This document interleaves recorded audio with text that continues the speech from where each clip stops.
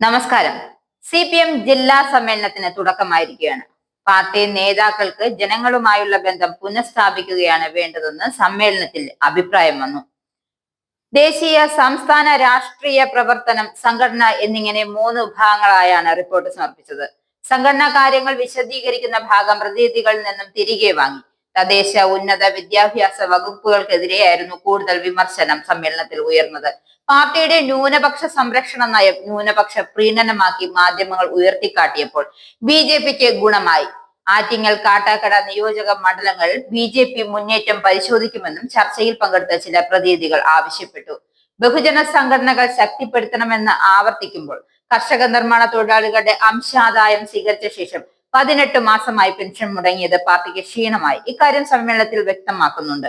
അതുകൊണ്ട് തന്നെ ഈ മേഖലയിലുള്ളവർ പാർട്ടിയോട് അകൽച്ച കാട്ടുന്നുവെന്നും സമ്മേളനത്തിൽ ചൂണ്ടിക്കാണിച്ചു.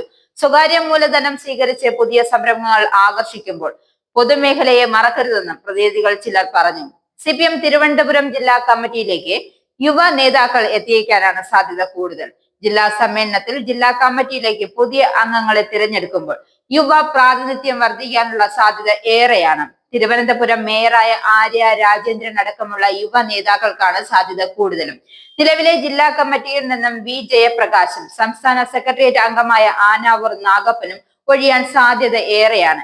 ഇവർക്ക് പകരമായി MLA-മാരായ VK പ്രശാന്തിനെയും G സ്റ്റീഫനെയും പരിഗണിച്ചേക്കും. അതോടൊപ്പം തന്നെ മേയർ ആര്യ രാജേന്ദ്രൻ ജില്ലാ കമ്മിറ്റിയിൽ ഇടം നേടിയേക്കും. ആരോഗ്യ പ്രശ്നങ്ങൾ ഉള്ളവരെയും സജീവമല്ലാത്തവരെയും ഒഴിവാക്കുന്നതോടൊപ്പം കൂടുതൽ യുവ നേതാക്കൾക്ക് കമ്മിറ്റിയിൽ ഇടം നേടാൻ സാധിക്കും. അതോടൊപ്പം തന്നെ ആരോപണ വിധേയരായ ചില നേതാക്കളെയും ഒഴിവാക്കാനുള്ള സാധ്യത ഏറെയാണ്. ജില്ലാ panchayat president D Suresh Kumar, DYFI ജില്ലാ president V Anoop, treasurer Shyama, നിലവിൽ ഏരിയ കമ്മിറ്റി സെക്രട്ടറി സ്ഥാനം ഒഴിഞ്ഞ പാളയത്ത് നിന്നുള്ള പ്രസന്നകുമാർ, വിതുരയിൽ നിന്നുള്ള ഷൗക്കത്ത് അലി തുടങ്ങിയവരാണ് ജില്ലാ കമ്മിറ്റിയിൽ ഇടം നേടാൻ സാധ്യതയുള്ള മറ്റ് നേതാക്കൾ.